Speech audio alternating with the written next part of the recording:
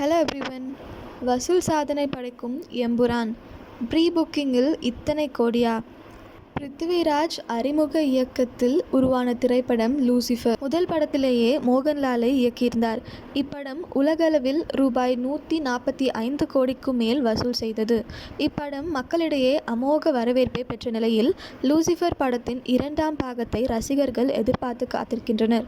அவர்களுக்கு விருந்தளிக்கும் விதமாக வருகிற 27ஆம் தேதி லூசிஃபர் 2 எம்புரான் திரைப்படம் வெளியாக உள்ளது. முந்தைய படத்தை விட பன்மடங்கு பட்ஜெட்டில் உருவாகியுள்ள இப்படம் உலக அளவில் ரூபாய் 500 கோடிக்கும் மேல் வசூல் செய்யும் என எதிர்பார்க்கப்படுகிறது.